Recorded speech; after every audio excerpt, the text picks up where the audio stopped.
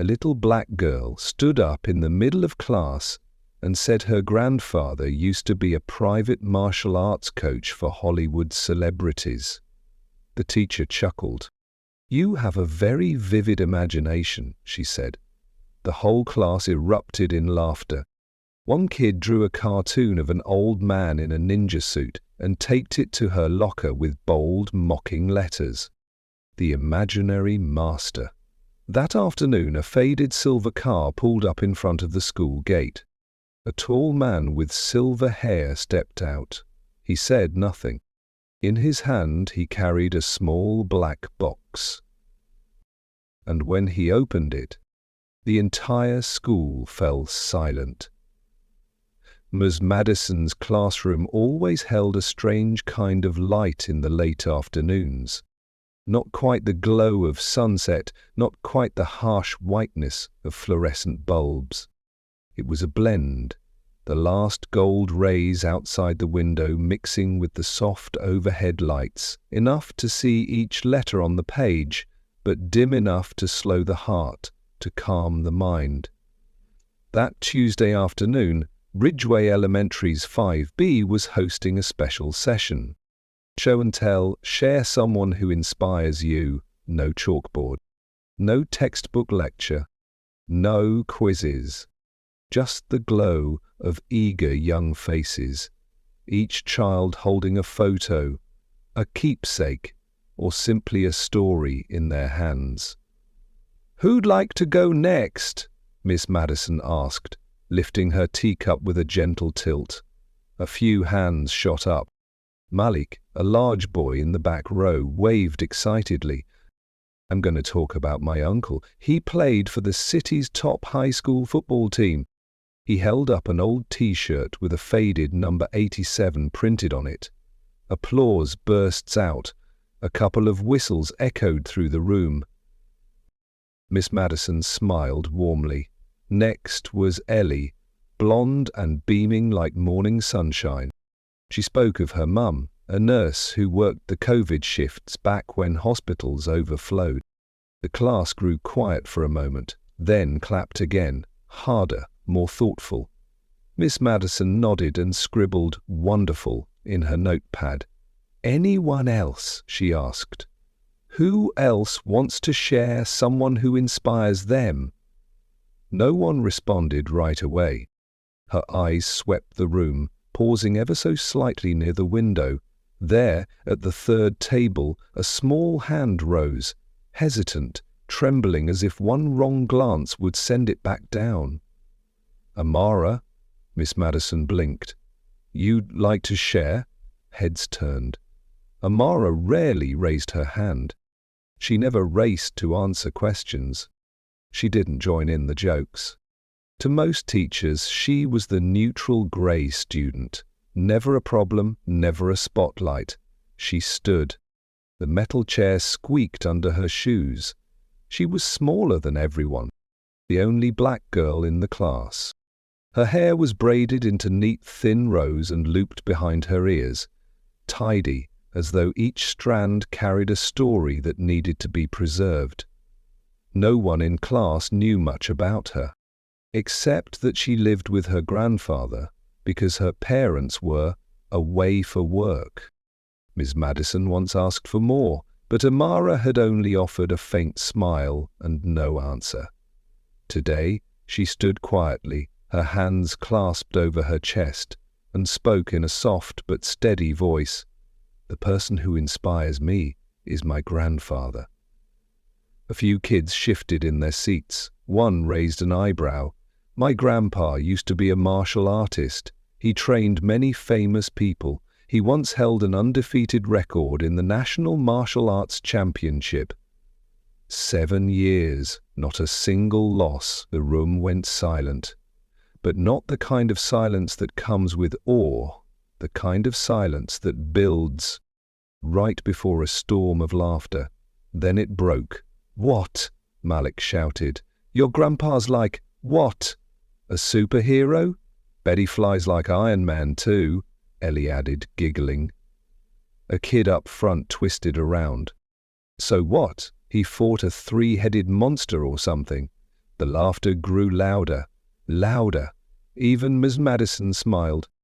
Not a cruel smile, but not kind enough to be called understanding.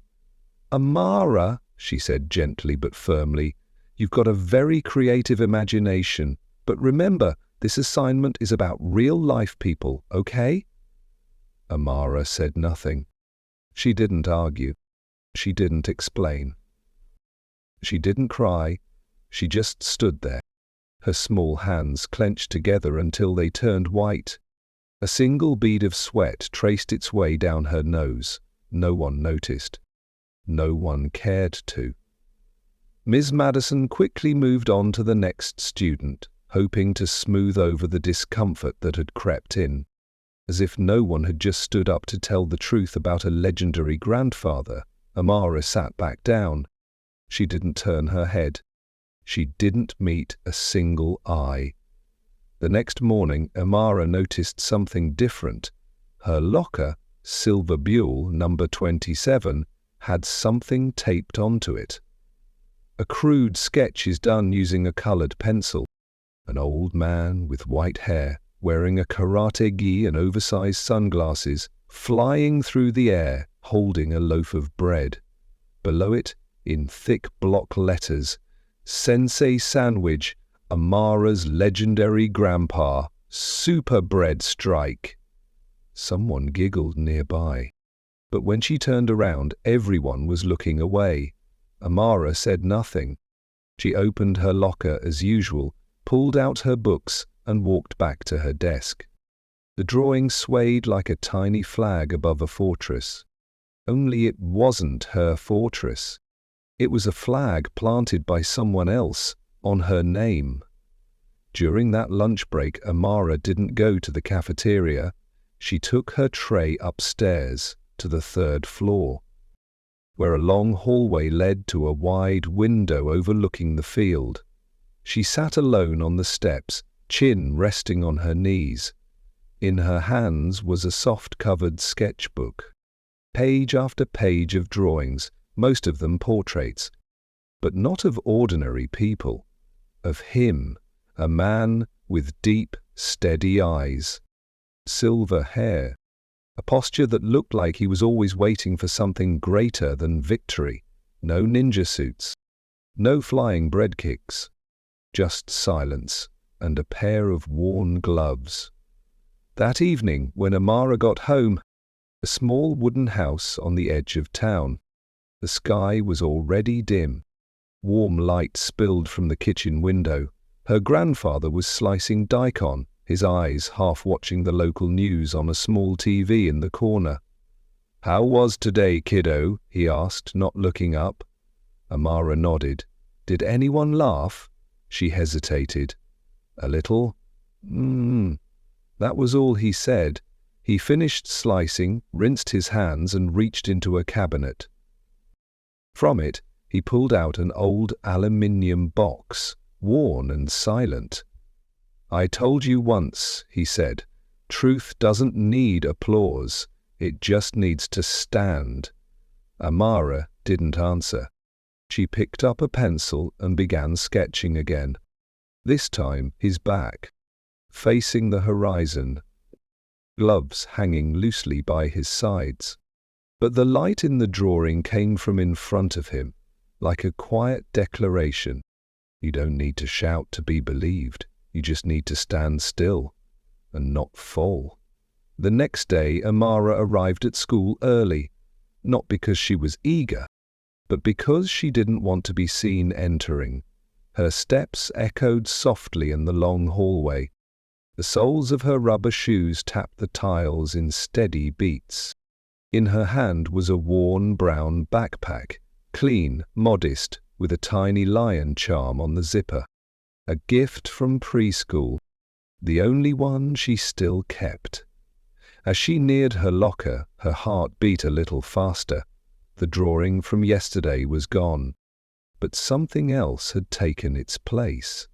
Stickers. Cartoon images of an old man in a karate gi lined up along the edges of the locker like a bizarre hall of fame. "Kung Fu Grandpa," Flying bread is here. SpongeBob's trainer. They weren't funny, but they were meant to be. Amara didn't cry.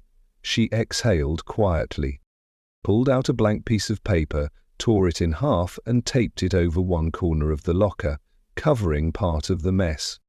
Then she opened the lock, took her books and walked away.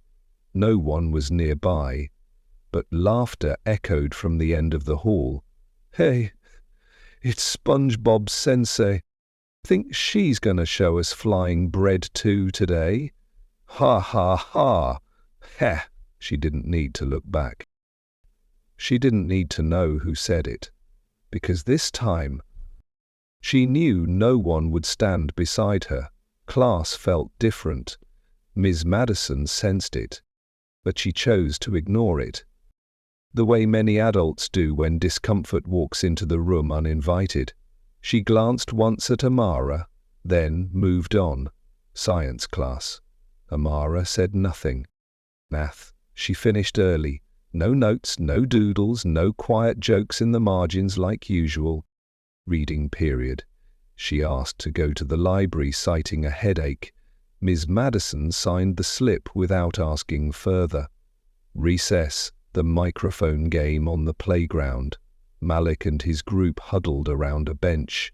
"We need a new name for Amara," Malik shouted, holding up a pen like a fake microphone. "Kick Girl," Ellie suggested. "Black Belt Bubble," someone else added. "No, wait," Malik laughed. "I got it. The Imaginary Master." The whole group cracked up. Malik held up his notebook, quickly sketching an old man with giant gloves, drop-kicking a fried chicken leg. "Legend of the Kung Fu Takeout," he yelled, and they all doubled over, laughing. Amara stood by the fence far off. She held an unopened milk carton. She didn't hear every word, but she heard enough to know that laughter was no accident. Beyond the fence, a silent witness. Someone else had noticed too. Mr. Kwan, the janitor and security guard, always wore the same faded cap, always swept the schoolyard with calm, steady strokes. He'd been there nearly 10 years, and he knew laughter isn't always joy. When he heard SpongeBob's coach, he looked up. He saw a little girl, still as a stone by the fence, sipping milk, not out of thirst, but as a habit to keep from crying. He said nothing. He just swept slower. The apathy of grown-ups that night in the teacher's lounge.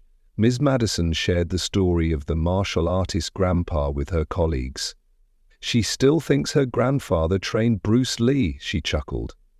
"I swear, these kids, we really need to help them tell fantasy from reality."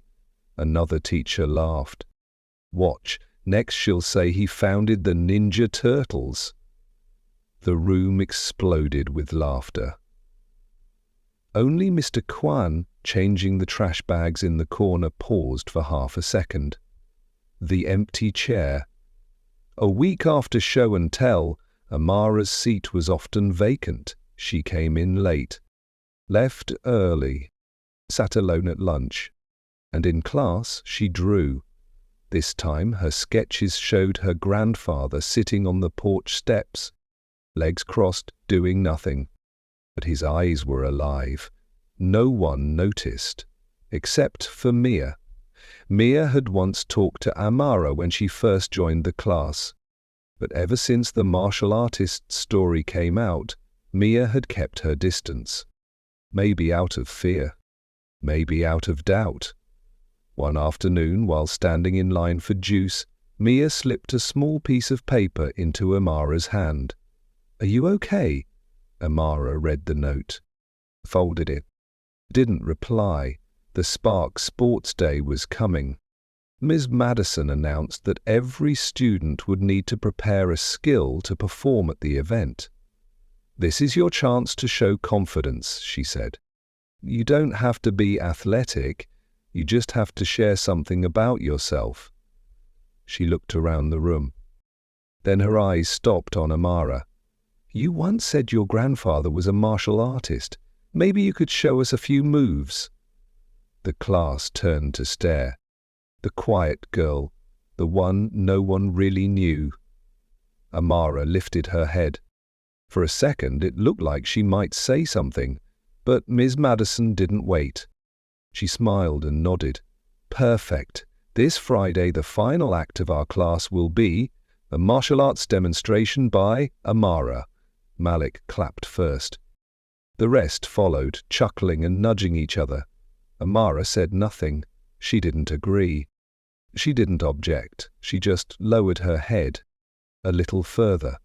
At home, the silence between words. That night, her grandfather was peeling apples in the kitchen. Amara walked in, dropped her backpack and sat at the table. Her chin rested on her hands. "Quiet. Everything all right?" he asked. She nodded. "Anything new at school?" She didn't answer. Then, after a long pause, she said softly, "They want me to perform martial arts on Friday." He stopped. "Do you want to?" She shook her head. "Then don't." She exhaled. Her voice was barely a breeze. "But if I don't, they'll say I made it all up. And if I do, they'll laugh." He set down the apple, looked her in the eyes. "You don't need to prove the truth to those who laugh at it. But if no one believes it, does the truth even matter?" He gave a half smile. "It matters because it's still the truth, whether they believe it or not." Friday morning arrived. Ridgeway's skies had turned colder overnight. No sun. No rain. Just a flat, heavy grey, like someone had draped a sheet of ash over the town. The trees shed more leaves. The wind blew stronger.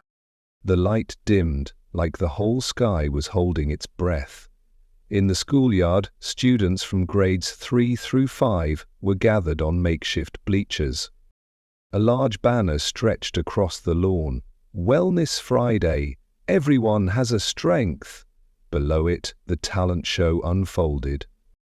Quick segments, a dance here, a jump rope routine there, a soccer freestyle, even a veggie-themed rap battle. Nothing lasted more than 3 minutes. Smiles, giggles, and scattered applause filled the air like confetti. Miss Madison stood at the edge of the field, clipboard in hand, checking off her list. Yellow coat, purple scarf, hair in a tight bun. Her face beamed with pride at how smoothly everything was running. "For our final performance," she announced into the mic, "please welcome a martial arts demonstration from 5B's own Amara Daniels." A soft ripple ran through the crowd. Not loud, but enough for whispers to spread through the rows. "Wait, is she actually doing it? Her grandpa's like a ninja or something, right? I'm just here to see if she throws bread with her left or right hand." Snickering followed. Stepping into the arena, Amara walked slowly onto the field. She wore a plain white t-shirt and school sweatpants. Nothing special. Her hair was tied neatly in a high bun. On her wrist, a faded black cloth. Not a belt. Just an old hair tie her grandfather had once given her. With each step, the dry grass rustled beneath her shoes. The whole field grew quiet. Not out of respect, but out of expectation, for something to mock. Ms. Madison leaned into the mic. "Amara, are you ready?" She nodded softly. No music, no announcer. Just a little girl, standing in the wide circle of 1,000 eyes. She closed her eyes.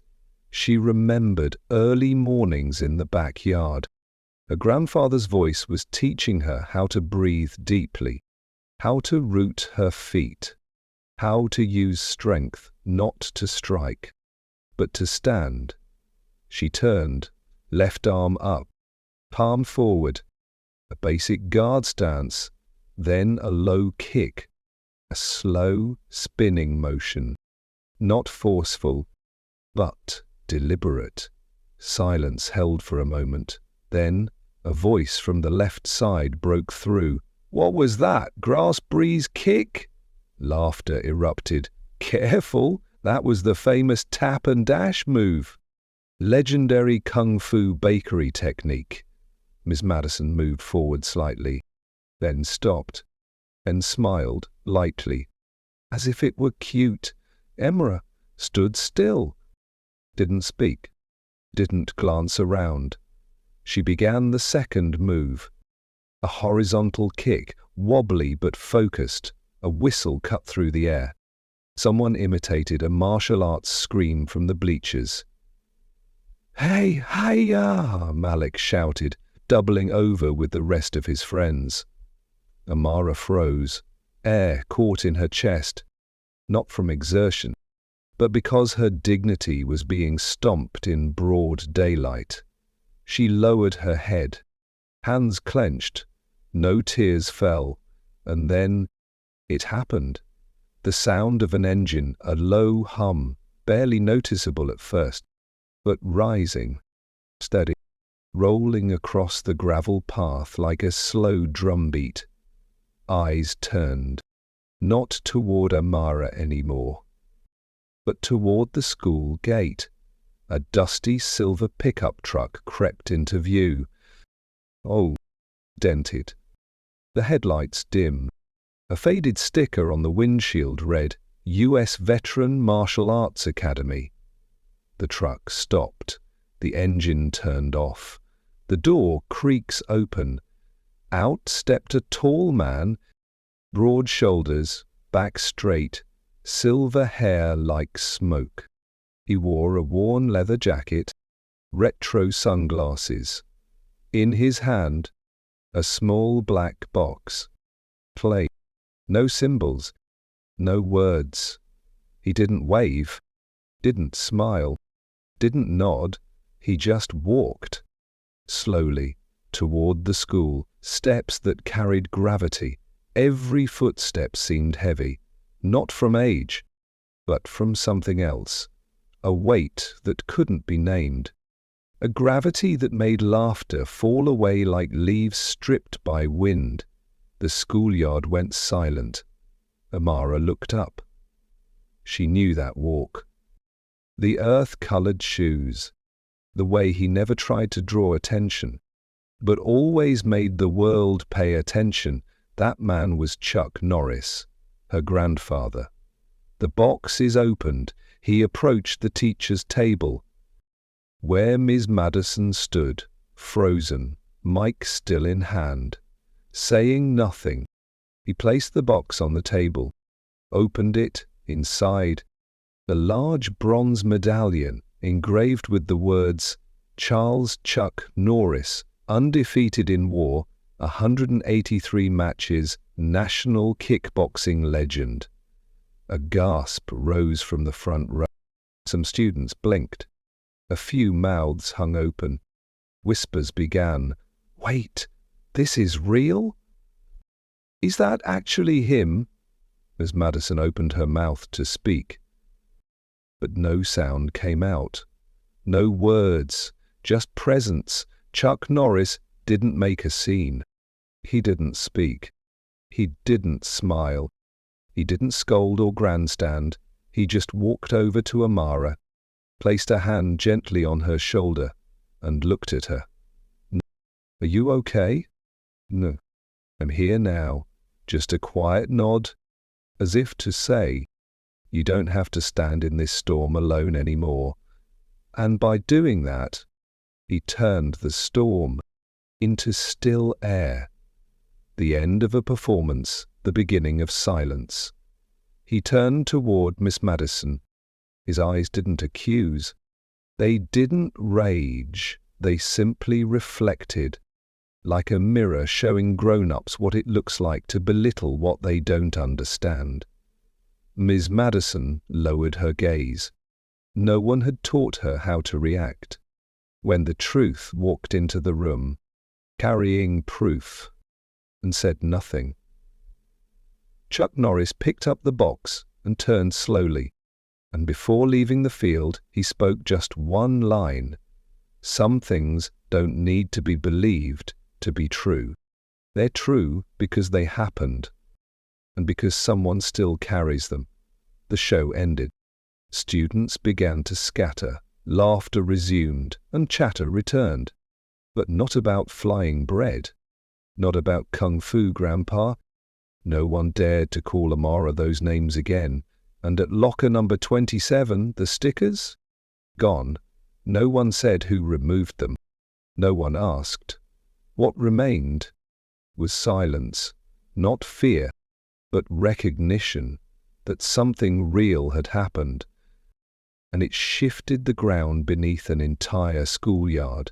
Inside the staff lounge, Ms. Madison closed the door behind her. She gently drew the curtains. In her hand was the clipboard, but the last line, martial arts demo, Amara, was something she no longer wanted to see. She had never seen Amara's grandfather.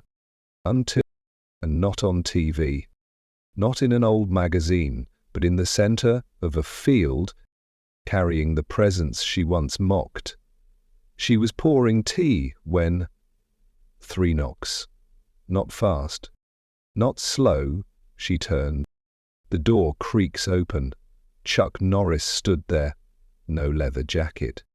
Just a black work shirt, sleeves rolled high. He looked like a mechanic stepping out of a garage, unless you'd seen that look in his eyes before. The quiet before the words, "Please come in," Miss Madison stammered, pulling her hand away from the kettle. Chuck stepped inside. His eyes scanned the room. They stopped at a framed photo on the wall. Last year's faculty group portrait. Below it, the slogan, "Lead with heart, inspire by example." He didn't sit. He didn't ask. He stood there, hands clasped lightly behind his back. The air thickened around her throat. I didn't mean to. I'm sorry if today's class. She struggled. "You told my granddaughter she was imagining things," he said softly. Softer than any microphone, but clearer than any announcement. She flinched. I didn't mean harm. I just thought it was a made-up story. Because you didn't know," he said, cutting gently. Not angry. Not loud. Just honest. Straight into the heart of it. "We're taught to help kids separate truth from fiction," she tried again, holding her ground. Chuck nodded slowly. "And when they tell the truth, but don't have proof, you teach them to be quiet?" She froze. "The wound isn't in the words."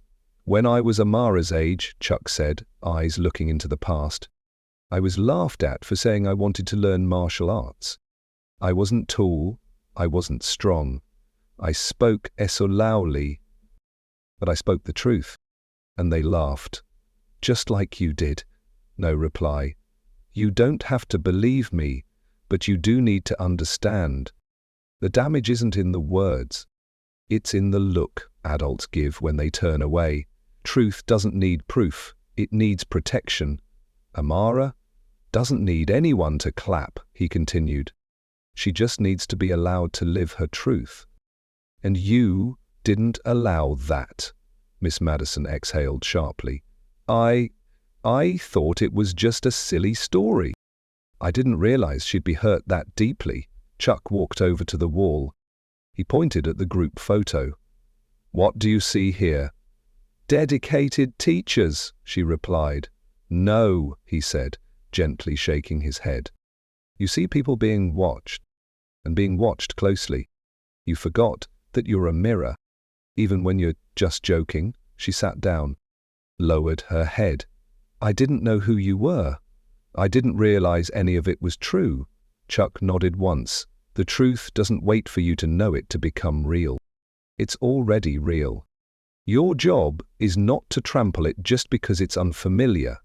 You don't laugh at a legacy you don't understand." A long pause. Then Chuck spoke, slow and steady. "There are legacies that don't live in medals. or headlines, or textbooks. They live in silence, in worn gloves, in a child's courage to say what others laugh at. Miss Madison looked at him, for the first time, not as a martial arts legend, but as a grandfather, guarding something sacred, his granddaughter's trust. "I'm not angry with you," Chuck said. "I worry for the other students. Because if one child is silenced, the others will learn to never speak their truth." Her eyes welled up. I'll talk to the class. I'll apologize to her." "You don't have to apologize," he replied. "Just don't let truth be labeled a joke ever again." Back in the classroom, a different silence, Monday morning. Amara walked into class. It's the same old backpack, same tied-up hair. But her steps, firmer. No one laughed. No one called names.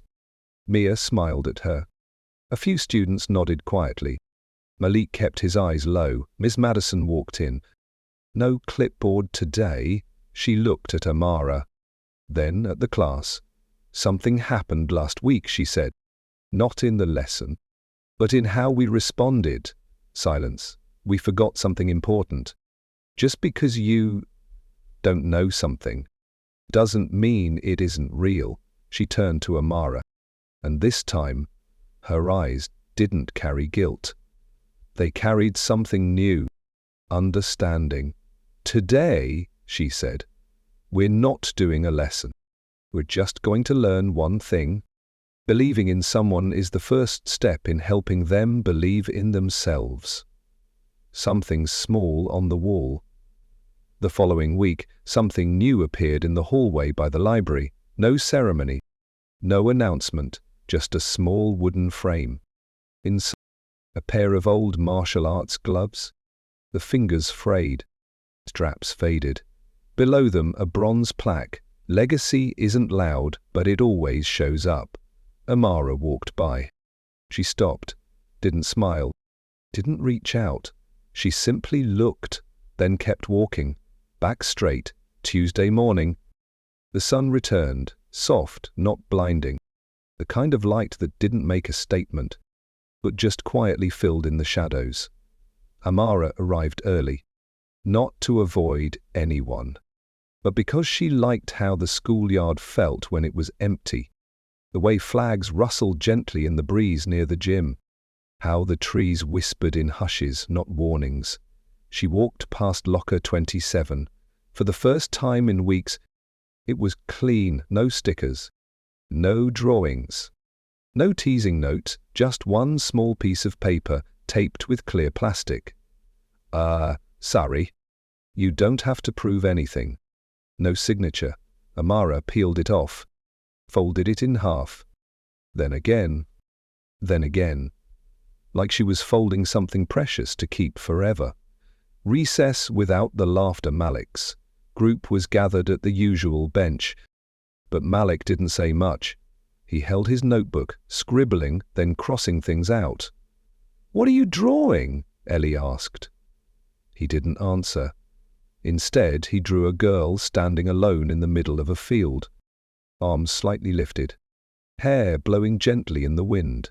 No bread, no superheroes, no cheap laughs, just a quiet gaze and strength. In class, a new kind of look. During science class, Amara raised her hand. No one interrupted. No one giggled. Even Mia turned and smiled, nodded like she had always known it was true. Miss Madison didn't look away anymore. She looked at her, truly looked. And perhaps for the first time, saw her, not as the quiet black girl, but as someone who had taught her a lesson no curriculum ever had. That evening, in Grandma's kitchen.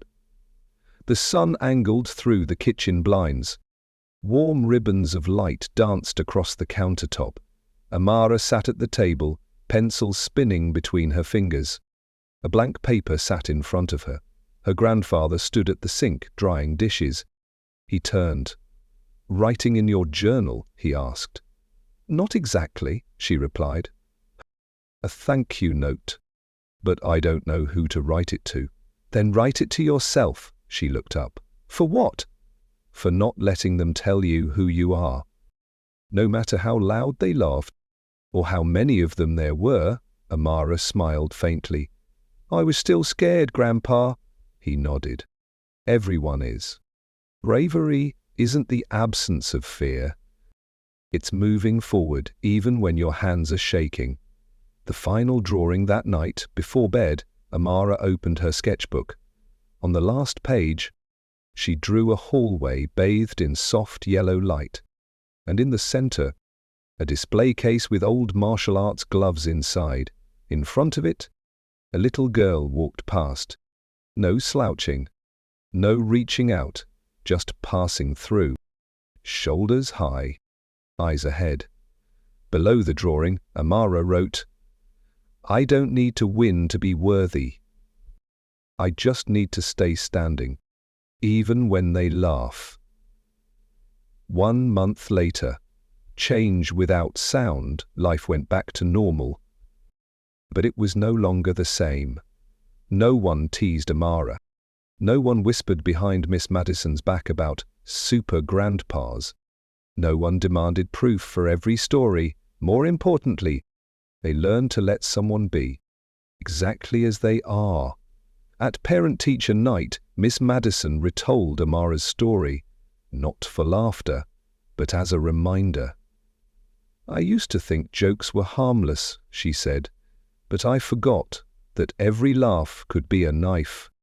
To a child holding on to something true, she didn't cry, but her voice trembled. A parent raised their hand. So, was it really true? Is she really Chuck Norris's granddaughter? Miss Madison smiled. I don't even care about verifying anymore. What matters is, I believe her. And I saw a girl who didn't crumble. When everyone turned away.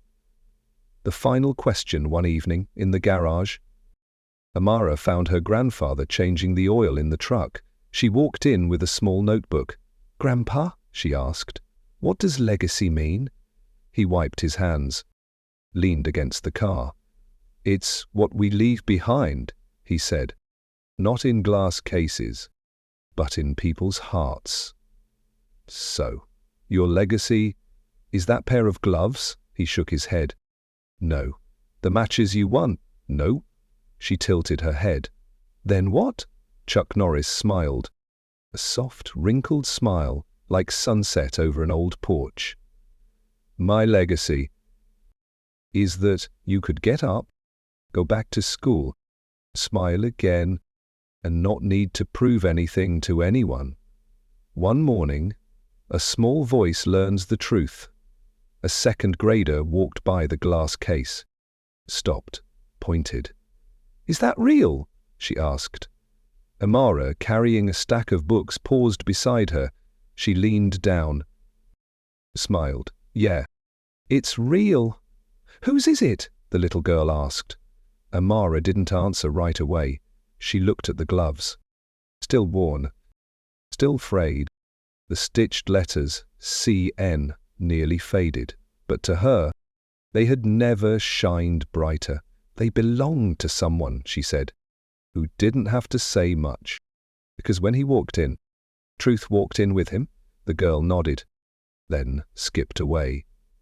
Amara kept walking. The ending that isn't the end. Years passed. Amara grew up. The porch chair sat still now, empty in the evenings, but in her closet, wrapped in soft cloth, she kept one box inside, a pair of old gloves, and a small folded note. You don't have to win.